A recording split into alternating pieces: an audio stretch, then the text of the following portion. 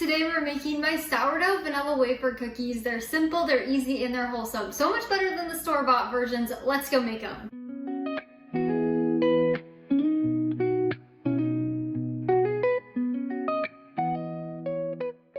If you love store-bought vanilla wafer cookies, you're gonna love this recipe. It's a great replacement that's so much more wholesome. You get the same flavor, but not any of those nasty ingredients.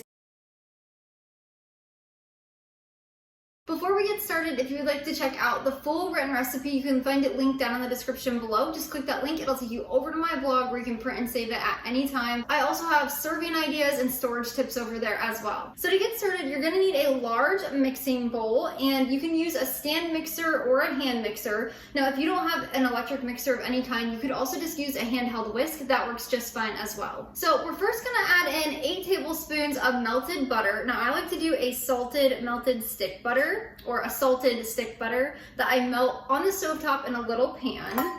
Now, as you've noticed, we are already starting out with a melted butter. Most cookie recipes use a softened butter rather than melted. I have tried both when I was developing this recipe, and I like using the melted butter so much better. So that's why we're using melted today in this recipe. And then we're also gonna add in 1/3 of a cup of pure cane sugar.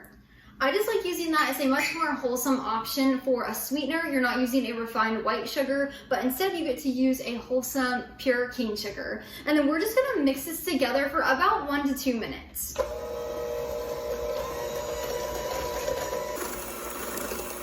Next, we're gonna add in 1 large egg, and then we're just gonna mix that with our mixer until it's completely combined. Next, we'll add in 1/2 teaspoon of sea salt, as well as 2 tablespoons of sourdough discard. Now, you could use fed starter if you would like, but discard works just fine. Next, we're gonna add in 1 tablespoon of pure vanilla extract. Now, you wanna make sure you use a good vanilla extract. I actually like the Walmart Great Value pure vanilla extract the best. It's a very budget-friendly, wholesome option. The only thing I do not recommend is using an imitation vanilla. Do not use that. I recommend pure vanilla extract for that delicious flavor. So we're just gonna add in 1 tablespoon of that. And finally, we'll add in 1/2 teaspoon of baking powder. Now, I just like to use an aluminum-free one for a more wholesome option. And then we're just gonna mix this until it's all combined. Next, we're gonna add in 1½ cups of all-purpose flour, a little bit at a time. That way it doesn't make a big dust cloud. Just gonna mix a little bit in and then add the rest. And we're just gonna mix this till all the flour is combined in our dough.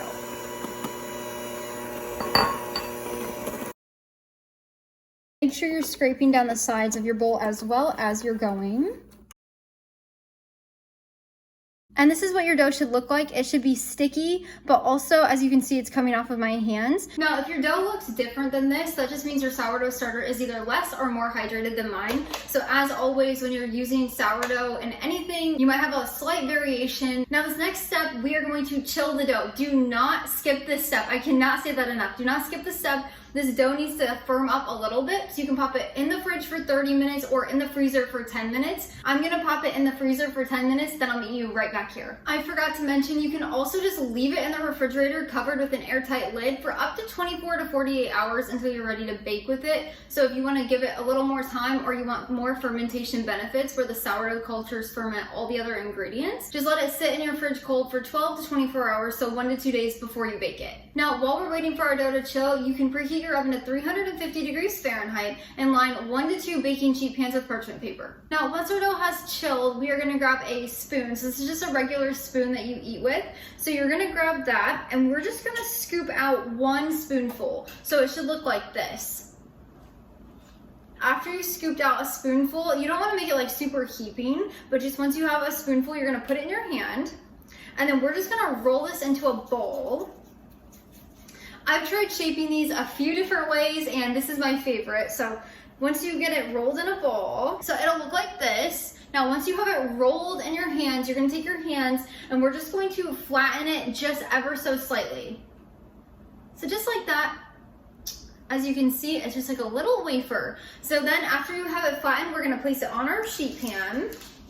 You want to make sure when we're putting them on here that they're about 1 inch apart. And then we're just going to repeat that same thing, scooping, rolling, and pressing, placing on our sheet pan until all of our dough is used up. Now, depending on how much you scoop for each cookie, they're gonna vary in size, which is completely fine. That's why they're homemade, they're not perfect. When you're done shaping the cookies, you should have about 30 to 32, and then whenever you're ready, you can pop them in your preheated oven at 350 degrees Fahrenheit, and we're gonna bake these for 12 to 14 minutes until they're slightly golden brown on the bottom. Now, when they come out of the oven, they're going to be a little bit soft, but they do firm up once they cool down. When they come out of the oven, place them on a cooling rack off the sheet pan so they don't continue to bake, and then you can enjoy them whenever you're ready.